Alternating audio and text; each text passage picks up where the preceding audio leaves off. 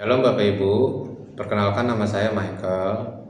Saya sedikit mau kesaksian Bapak Ibu tentang cinta kasih Tuhan untuk saya Bapak Ibu. Ceritanya berawal dari tanggal 12 Maret bulan kemarin. Hari itu saya terakhir bekerja Bapak Ibu. Karena dari tempat kerja saya itu menuntut saya untuk setiap hari Minggu saya harus masuk kerja. Dan akhirnya saya berpikir, karena saya sudah selama 3 bulan saya udah nggak pernah masuk gereja lagi karena saya mikirin pekerjaan saya terus.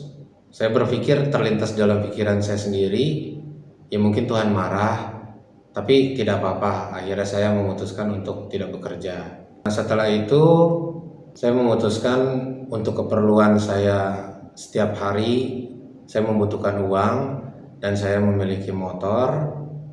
Saya menggadekan BPKB saya itu dengan nominal 6 juta Bapak Ibu. Setelah berjalannya waktu, di saat saya sudah terima uang itu dan saya jaminkan BPKB saya, sekitar jam 2 siang di tanggal 12 Maret itu Bapak Ibu, saya pulang kerja. Ternyata ibu itu telepon saya di jam 8 malamnya, masih di tanggal yang sama.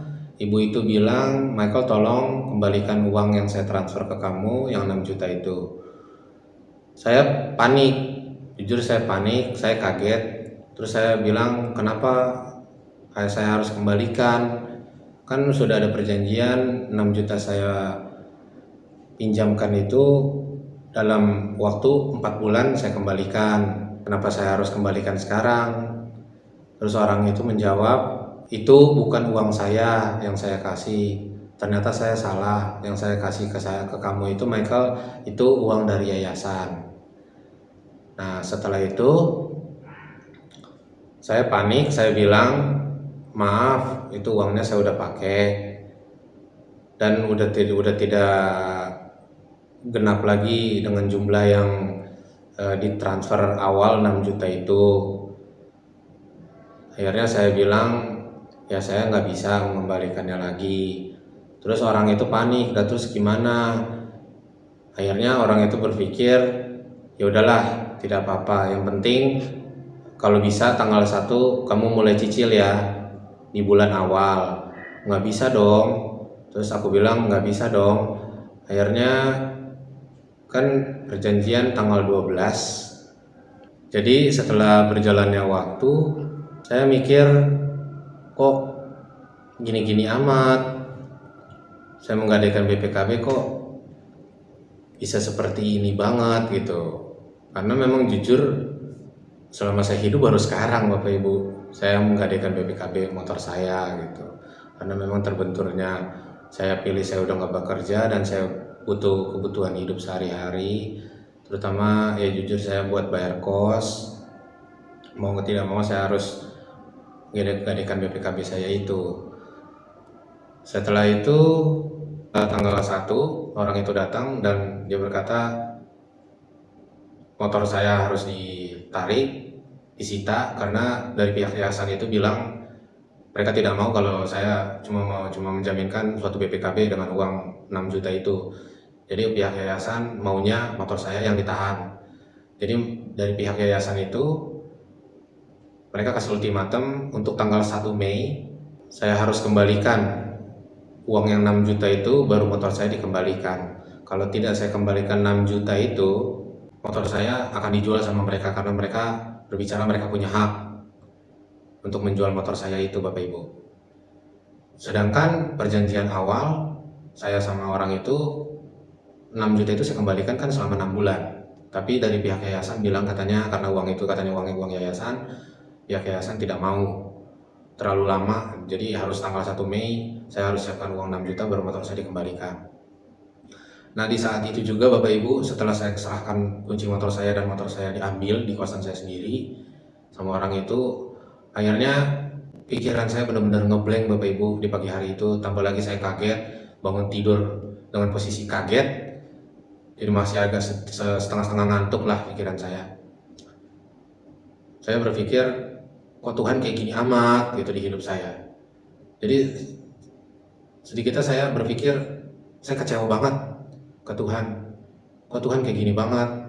Mama udah diambil sama Tuhan, papa diambil sama Tuhan, sekarang motor diambil sama Tuhan, pekerjaan juga diambil sama Tuhan. Diambil semuanya dari saya. Terus hidup saya seperti apa? Saya benar-benar, bukan cuma sedikit sih, saya benar-benar kecewa. Saya nyatakan saya benar-benar kecewa sama Tuhan di saat itu, Bapak Ibu.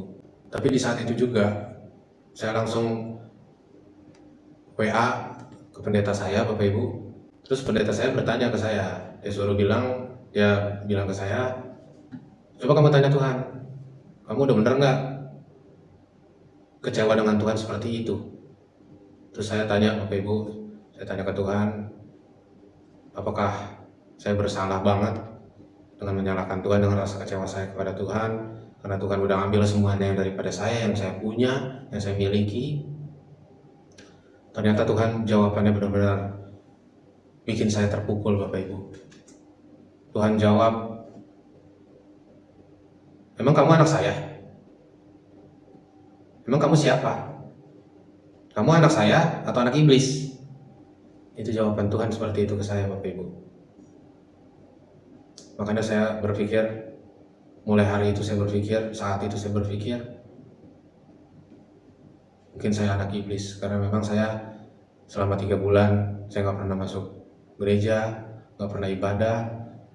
Saya cuma memikirkan untuk kerja aja, nggak memusingkan untuk Tuhan maunya seperti apa buat saya nggak mau pusing. Saya benar-benar jauh dari Tuhan di saat itu, Bapak Ibu. Akhirnya pendeta saya bilang, lu harus balik kepada Tuhan, kalau enggak hidup lu tuh benar-benar hancur banget, makanya lu harus balik, jangan benar-benar sampai Tuhan benar-benar ninggalin lu.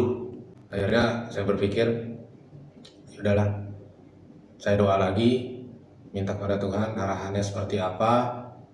Akhirnya Tuhan jawab, yaudah, lu ikutin aja apa yang semuanya pesan gua, yang gua udah pesan buat pendeta lu itu, lu ikutin aja, lu kerjain. Akhirnya pendeta saya itu bilang saya harus membuat suatu khotbah dalam bahasa daerah saya, Bapak Ibu, bahasa Manado. Akhirnya saya kerjakan. Saya sekarang puji Tuhan sudah membuat 4 video dalam khotbah saya berbahasa Manado. Akhirnya selama proses saya membuat video itu dan proses saya selalu berdoa minta penerangan dan pencerahan Tuhan untuk hidup saya selanjutnya seperti apa, saya belum ada jawaban apa-apa dari Tuhan. Tapi setelah saya minta kepada Tuhan untuk kembalikan motor saya itu, Tuhan bilang, yaudah, ikhlasin aja. Itu yang Tuhan bilang ke saya, Bapak Ibu. Setelah di tanggal 28 April kemarin, saya berpikir kembali, hati saya mikirnya, saya masih jujur aja belum ikhlas tentang motor saya itu. Karena motor saya itu, saya jujur Bapak Ibu, itu hasil keringat saya sendiri. Saya kredit selama 3,5 tahun, tapi ternyata yang saya terima seperti ini, jujur saja saya tidak terima, Bapak Ibu. Saya tidak ikhlas. Akhirnya saya bilang lagi, saya tanya lagi kepada Tuhan, Tuhan, tolong dong kembaliin motor saya itu.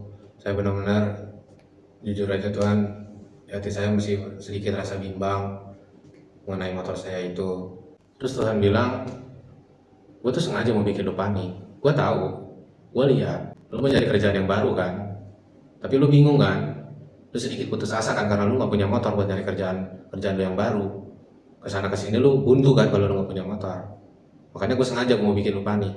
Gue mau ngetes rasa kepercayaan lu itu ke gue kayak gimana. Itu yang Tuhan bilang.